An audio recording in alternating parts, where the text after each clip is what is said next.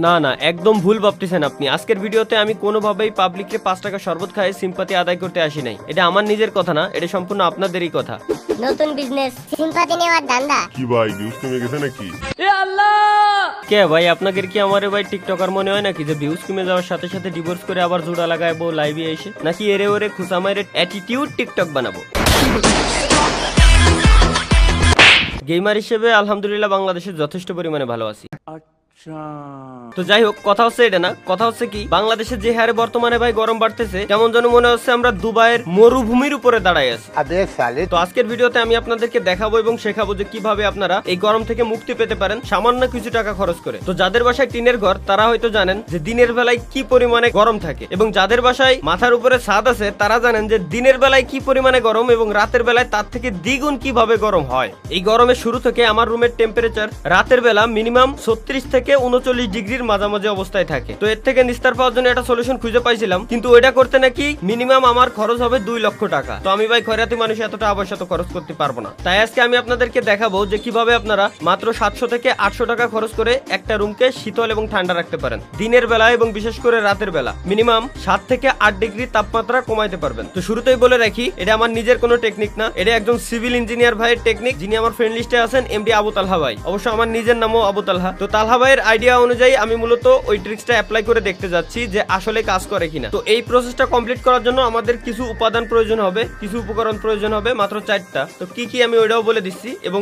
এখানে আমরা মূলত করব কি, আমাদের ছাদের উপরে একটা প্রলেপ দিব, এবং এটা কিভাবে কাজ করে, কেন কাজ করবে, এটাও আমি বলে দিব। তো সর্বপ্রথম উপকরণ যেটা আমাদের প্রয়োজন হবে সেটা হচ্ছে কি, আমি আমার হিসাব অনুযায়ী বলতেছি, আপনি আপনার হিসাব অনুযায়ী মিলিয়ে নেবেন। আমার বাসায় টোটাল 5টা রুম, এবং টুকটাক দিয়ে টোটাল আমি 7টা রুম হিসাব করছি, বা 6টা রুম হিসাব করছি, 6টাই হবে মেবি। তো 6টা রুমের জন্য আমি যেসব উপাদান আনছি আপনি হিসাব করে এখান থেকে ভাগ করে নেবেন আপনার কয়টা রুমের জন্য কত কি দরকার। তো 6টা রুমের জন্য আমি সর্বপ্রথম আমাদের দরকার 30 কেজি পাথুরে চুন। এটা কেজি প্রতি আমার কাছ থেকে নিচে 40 টাকা করে। 8 কেজি হোয়াইট সিমেন্ট, যেটা কেজি প্রতি আমার থেকে নিচে 60 টাকা করে।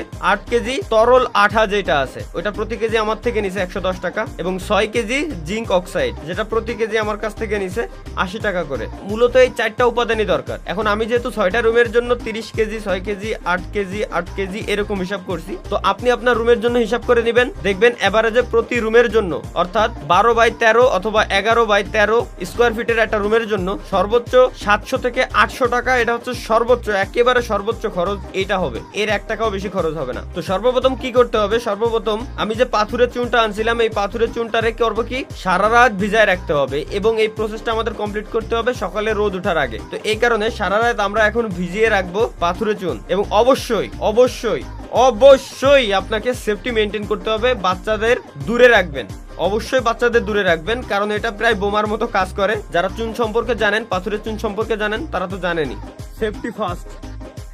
এবং অবশ্যই সেফটিটা মেনটেন করবেন, মুখে মাস্ক পরে নেবেন, কিছু অন্তত না পারলেও মুখে মাস্ক পরে নেবেন। আমার হাতে গ্লোভস ছিল না, আমি তারপরেও শুধুমাত্র মুখে মাস্কটা পরে নিছি, কারণ এখান থেকে বিষাক্ত ধোঁয়া বেরোয়, যেটা নাকের ভিতরে গেলে নিঃশ্বাস নিতে অনেক কষ্ট হয়। এবং সর্বপ্রথম কি করবেন, যদি স্টিলের বালতি থাকে, অথবা আমি ইউজ করছি আমাদের ভাষায় বলে তাফাল, তো তাফাল ইউজ করছি আমি এখানে। যদিও বা আমার যে পাথরের চুনটা এটা অতিরিক্ত মানে অনেক হয়ে গেছে, তাই বালতিতে সর্বপ্রথম দেওয়ার পরে বালতি আসলে সহ্য করতে পারে না, এবং বালতি পুড়েও গেছে, এমন একটা সিচুয়েশন। আর এইখান থেকে প্রচুর পরিমাণে হিট জেনারেট হয়। তো আপনি যদি পারেন স্টিলের বড় কোনো বালতি বা বড় কোনো ড্রামের ভিতরে পাথরের চুনগুলো নিবেন, এবং এর ভিতরে পানি দিয়ে দিবেন। পানি দিয়ে দিলেই দেখবেন যে কেমিক্যাল রিয়াকশন কিছুক্ষণের ভিতরে শুরু হয়ে গেছে, এবং ওইটারও ওইভাবে রেখে দিবেন, পানি একটু বেশি করে দিবেন, ওইভাবে রেখে দিবেন, ঠান্ডা হবে এবং গলে পুরো মিহিম হয়ে যাবে। সকালবেলা ঘুম থেকে সূর্য ওঠার আগে আপনাকে অবশ্যই উঠতে হবে। উঠে আপনার যে বাকি উপকরণগুলো আছে, যেমন হোয়াইট সিমেন্ট, তরল আঠা যেটা, তারপরে জিঙ্ক অক্সাইড, এই সবগুলো একসাথে মিক্স করতে হবে,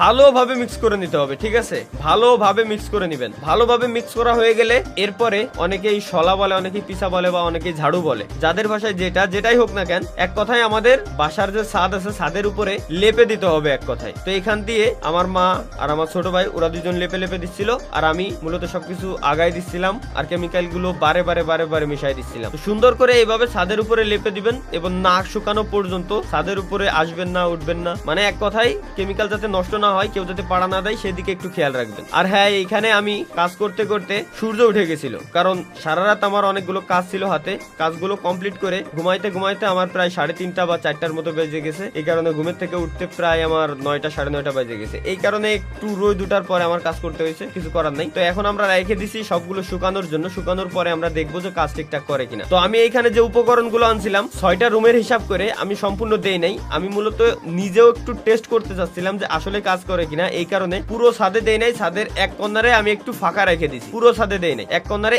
একটা রুম আমি বাদে বাকি যে আমার রুমগুলো আছে সবগুলা রুম, কিচেন রুম টুমের উপর দিয়ে সব জায়গায় দিয়ে দিছি, শুধু একটা রুমের উপরে ফাঁকা রাখছি দেখার জন্য যে আসলে কাজ করে কিনা। এখন হচ্ছে পড়ন্ত বিকেলের সময়, সূর্য একেবারে চলে যাচ্ছে। এখন হচ্ছে আমি মূলত টেস্ট করতে আসলাম যে ঠিকঠাক মতো শুকাইছে কিনা। তবে যতদূর আমি জানি যে এটা শুকাইছে, কিন্তু মানে ঠিকঠাক মতো লাগতে বা মানে নিচে ঠিকঠাক মতো বসতে আর কি নাকি 2 দিনের মতো সময় লাগে, ঠিক আছে।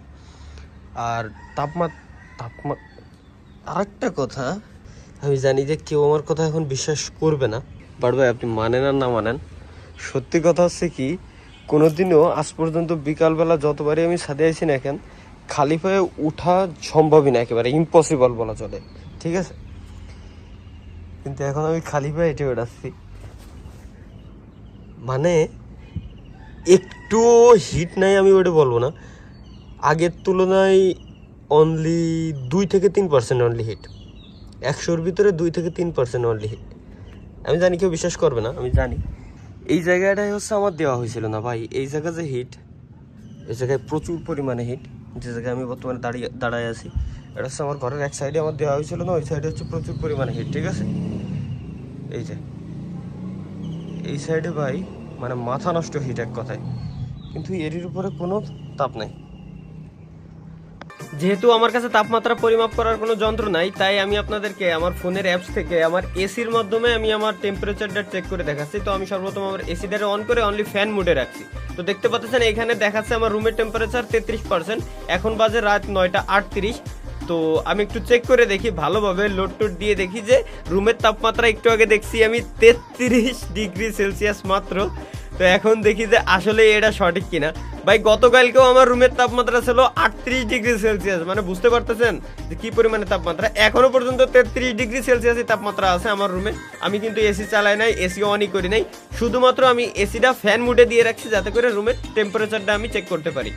তবে হ্যাঁ, আর একটা কথা বলে রাখা ভালো, এটা ভাই 100% কাজ যে করে, এটা তো ভাই 100% শিওর আমি হয়েই গেলাম। আমার তো কাজ করছে। আর আপনি চাইলে ভাই যদি 700-800 টাকা পকেটে থাকে, আপনি ভাই চেক করে দেখতে পারেন যে কোনো একটা রুমে যে কাজ করে কিনা। তবে গ্যারান্টি যে 100% ফলাফল পাবেন। আমি আজকেই দিছি এবং আজকেই চেক করে দেখলাম এই অবস্থা। আজকে হচ্ছে 1 তারিখ, অর্থাৎ শ্রমিক দিবস আজকে। তো 1 তারিখেই আমি আজকে চেক করছি, 1 তারিখে সবকিছু কমপ্লিট করছি, তারপরও আজকে আমার তাপমাত্রা এই। তবে আমার ভাই বলছিল যে মিনিমাম 2 থেকে 3 দিন পরে অ্যাকচুয়াল রেজাল্টটা তুমি টের পাবা। তো 2 থেকে 3 দিন যাক, এরপরে আমি আরো দেখি যে আমার আসলে টেম্পারেচারটা সঠিক হয় কিনা, মানে আরো কমে আসে কিনা। তবে আশা করা যাচ্ছে যেহেতু কাজ করছে তো অবশ্যই কমবে। এবং হ্যাঁ, লাস্টে আরেকটা কথা আমি আপনাদেরকে বলে রাখি যে যে জিনিসটা আমি করছি, কোটিং পুটিং যেটাই বলেন না কেন, এটা কিন্তু ভাই পার্মানেন্ট না কোনোভাবেই। এটা সর্বোচ্চ এর মেয়াদ থাকবে 2 থেকে 3 বছর, যতদূর বলা হয় যে 2 থেকে 3 বছর সর্বোচ্চ এর মেয়াদ থাকে। বাট আমার হিসাবে সর্বোচ্চ আমি ধরে রাখছি 1 বছর। প্রতি বছর যদি আমি 4000 টাকা, 4000 না সরি, আমার এখানে টোটাল কস্ট বা টোটাল খরচ আমার হয়তো সর্বোচ্চ 3200 টাকার মতো হয়েছে আই থিঙ্ক। আমার অ্যাকচুয়াল খরচটা খেয়াল নাই, তবে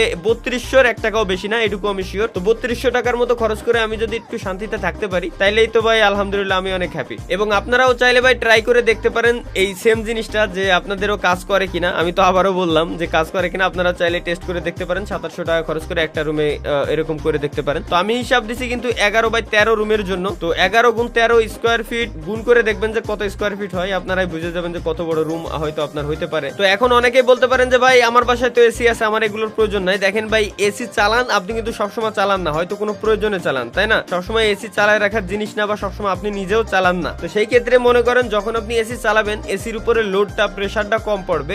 যদি রুমের তাপমাত্রা আগে থেকেই কম থাকে, তাহলে এসির উপরে লোড, প্রেসার এগুলো অনেক কম পড়বে। তো সুতরাং আপনি চাইলে ট্রাই করে দেখতে পারেন। এবং হ্যাঁ, যদি মুষলধারায় বৃষ্টি হয়, টানা দেখা গেল 8 দিন 9 দিন একাধারে বৃষ্টি আছে, তো সেই সেই ক্ষেত্রে হয়তো এর যে 1 বছর মেয়াদটা আমি ধরে রাখছিলাম এই মেয়াদটা চলে আসবে 1 মাসে। এক কথায় এগুলো নষ্টই হয়ে যাবে। আমি এই জিনিসটা ধরে রাখছি, আপনিও আপনার মাথায় এই জিনিসটা রাখবেন, এক ধরনের একটা ইনভেস্ট হিসেবে ধরে রাখবেন, যাতে আপনি আপনার বিদ্যুৎ বিল কিছুটা হইলেও কমাইতে পারেন এবং একই সাথে একটু শান্তিতে থাকতে পারেন। তো আজকের ভিডিওটা এইখানেই শেষ করতেছি, এই পর্যন্তই ছিল। ভিডিওতে যদি আমি ভুল কিছু বলে থাকি তো ক্ষমা দৃষ্টিতে দেখবেন। তো ইনশাআল্লাহ দেখা হচ্ছে আপনাদের সঙ্গে পরবর্তী কোনো ভিডিওতে। আল্লাহ হাফেজ। এবং হ্যাঁ, একেবারে শেষে আমি আপনাদেরকে ছোট্ট একটা ইনফরমেশন দেই, সেটা হচ্ছে কি এটা মূলত কিভাবে কাজ করে। যতদূর আমি বুঝলাম যে এটা আলোর রিফ্লেকশনের মাধ্যমে কাজ করে, অর্থাৎ সূর্যের থেকে যে আলোটা আসে ওইটা ছাদের উপরে যে প্রলেপটা আমি টাইনে দিছি যে সাদা একটা রং কোয়ালিটির, তো এটা একটা রিফ্লেক্টর হিসেবে কাজ করে, অর্থাৎ মানে ছাদের উপরে সূর্যের আলোটারে রিফ্লেক্ট করে আবারও উপরের দিকে পাঠায় দেয়, যাতে করে তাপটা ভিতরের দিকে ঢুকতে পারে না। আপনারা জানেন যে কালো পোশাকে কিন্তু গরম লাগে বেশি, অর্থাৎ কালো জিনিস তাপমাত্রা শোষণ করে।